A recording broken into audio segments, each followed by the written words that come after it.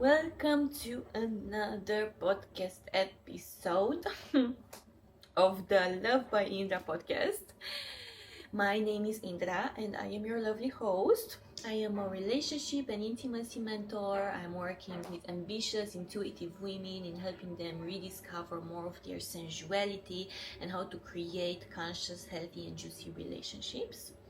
And today, let's dive deeper into the subject of attracting a partner that is on your level and what are the steps that you need to proceed to creating this type of more juicy, fulfilling, basically the type of relationship that you desire as a woman. So, first of all, I would like to talk about the art of flirting because I know many of you are wondering, but how when I'm in the real world, how do I proceed with attracting a man that I see and that I like? Because I know some of you are still playing according to the old games of or some belief that you have seen online or some general collective image that as a woman you should look unapproachable and you should be as cold as possible and you should just act like this bad bitch that is, unattainable, and this is how you will get a man. And that's not true, obviously. Through my years of experience and through learning Tantra, intimacy, and conscious relationships and guiding women on this path, I've learned and applied on my own that it's actually your love and your devotion and your sensuality that is shown in a tasteful yet seductive way. And now I'm not talking about techniques of seduction because, again, I know some of you maybe are still reading books on how to get a man in 40 days using these 4 dark psychology laws or whatever. And that's not what you should be doing. You don't need to do all of these things. Like, this is just unnecessary. The only thing that you need to do is basically be yourself and show that to the world. But the problem that most women, and even very ambitious women that I've worked with in the past, that are very kind, very loving, very open on the inside, they were afraid of being seen and actually showing this kindness and this vulnerability and this seductiveness that they naturally have inside. So what we actually did in my one-on-one work and my one-on-one mentorship is that I've guided them to see and to unlock this part of themselves that is fierce, that is audacious, that is open with her expression. So when it comes the time to actually be out in the real world and see somebody that you like, you're not afraid to put yourself out there and actually show interest. And how you actually show interest is very simple. You just need to look approachable. You need to smile. You need to let yourself be seen. You need to look that man in the eye and hold eye contact for like more than I guess 5 seconds, 5 or 10 seconds, because you would look at somebody and the normal reaction would be to look the other way around. And a lot of the women that I worked with in the past, and that is what they were struggling with, and that is what was stopping them in their relationships, were that they were afraid of actually making eye contact and looking approachable. And this one client that I worked with for almost 1 year, she actually was telling me that she thought that she always needed to be like unapproachable, like men were looking at her but she would just turn around and flip her hair and whatever. And what results did that get her? Nothing. She wasn't actually attracting men or the type of men that she wanted. And she was telling me how before that she was experiencing a lot of shame and pain around her femininity and sensuality, and she didn't know how to necessarily flirt, even if inside of herself she was very feminine, very magical. And I knew that men would absolutely fall for her if she would do all of these things that we actually worked on together around healing the relationship with the parents, with the father, with her sensuality, with her femininity, things related to sexual beliefs and upbringings. It was a very powerful, almost 9 months process in which we worked in. And after that she went on a trip and she met somebody and she really liked that person, and that man complimented her and told her, "I love how you are so confident in your sexuality." After like 1 year ago, she was so closed off. She didn't know what to do with that sexual power. She didn't know how to approach men, how to be approached by men, how to be in a relationship and a connection. And look at her. if you were shamed by your parents or by society growing up as a woman, then you might have this problem of like you're afraid to actually let yourself be seen and initiate. Because with a man, you don't need to necessarily take the first step. You don't need to go up to him unless you really feel it. But I'm not really like a fan of that, because this is my trick that I use.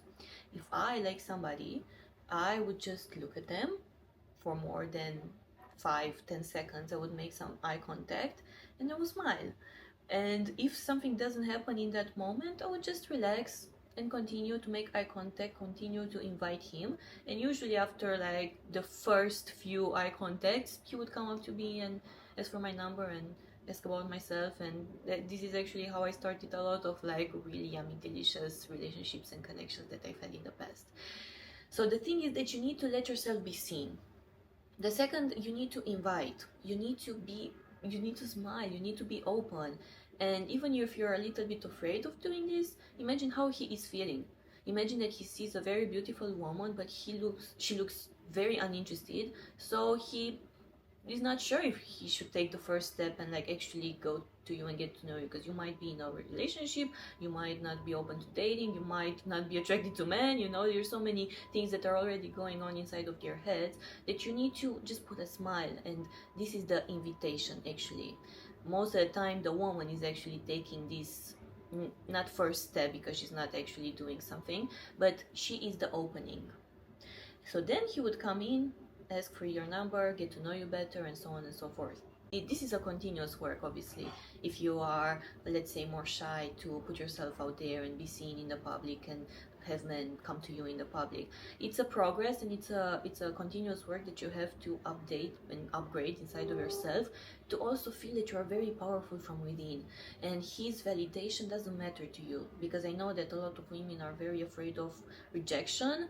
And now you may think, yes, but men are the problem because maybe I'm doing all of these things, but they are not taking the steps to come. And I've heard this problem a lot in the Western countries. Now, where I'm coming from and my background is more like Eastern European, and I've been living not necessarily so much in the West, but I know that a man who is deeply attracted to you, who wants a relationship, who wants something serious, or who wants just, you know, to get to know you, he will come to you.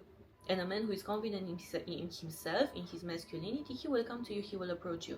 So don't worry about the men that you look and they don't come to you, because I've had this type of experiences, but you were all fuckboys.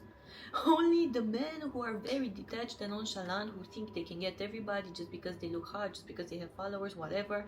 I met some of them, they would just look at you and not come to you because they expect something from you and for you to come to them. But that's not how we are doing things in this household. In this household, we are the one who are getting approached because we are the prize, we are the feminine energy that is bringing so much light into their lives. So another point that you have to consider is like, how do you embody your feminine energy and your sensuality? Because, and this is not a trick, or this is not something that you can learn from a book and then you think every time you go out you have to be seductive in a certain way that you're not. Again, this is one of the beliefs that a lot of my clients have in the past that we worked through embodiment, through sensual practices, through Tantra, through breathing, energy healing, and all of that. And we realized that maybe that woman wasn't particularly embodying her own flavor of the Shakti, of the feminine, of the seductive inside of her. Because maybe some women are very, very like seductive and erotic naturally, and some are not. But you have another flavor of seductiveness and eroticism, and it actually most of the time comes just from the heart and from who you are inside. And then it goes into the womb, around who you are as a woman. So you see, these are two powerful tools that I'm gonna let you in, because this is usually the wisdom that I would keep only for my mentorship programs, but I'm gonna let you into this secret from tantric wisdom. The points of sexual energy of a woman are her heart and her womb. So it's not just about how you are sexually and how you put yourself out there, but it's also about who you really are inside. Even that sweet, innocent version of you, that matters when you're putting yourself out there as a woman in relationships. So when you're going out into the world, I would suggest combining these two energies of like you're sweet, natural, exactly who you are. You're not trying to hide yourself. You're not trying to seem like somebody that you're not or perform. And then the flavor of your sensuality, of like, you're a little bit yummy, you're a little bit flirtatious. And this is another point that I want to get into, actually, how to flirt. Because again, I feel like most women have been just so disconnected from dating, they almost forgot how to be inviting to a man, and how to be how to invite a man into your world. If you want to create a relationship that is more deep and more juicy, then you have to be able to go beyond the surface level. Because again, I feel like a lot of the women that I worked with in the past, they were afraid to go deeper with men, and they were afraid to be a little how can I say, a little more audacious and raunchy, and a little bit more out there. I don't know exactly the word in English that is coming through, because there's a specific word in my language, but it's like you're a little bit like, you sting. You sting a little bit, like you're not afraid to kind of call men into their shadows. And I'm not here talking about bashing men and going into their face and being like, you fucking suck, even if they fucking suck.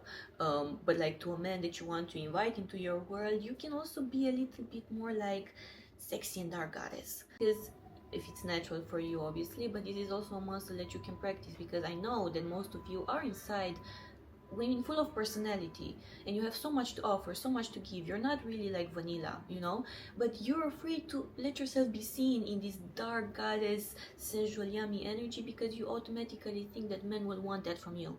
But I want to let you know that this is not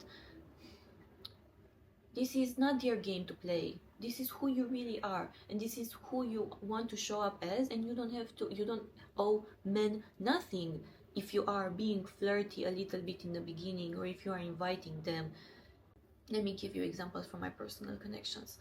I've had a man who was asking me, when we were chatting, pretty normal standard questions, which sometimes I will answer, and sometimes I'm like, come on, again with these standard questions, like, where are you from, where do you live, all of these things, which of course you need to know about somebody at some point, but why not make it a little bit more like playful is the word, playful from the beginning.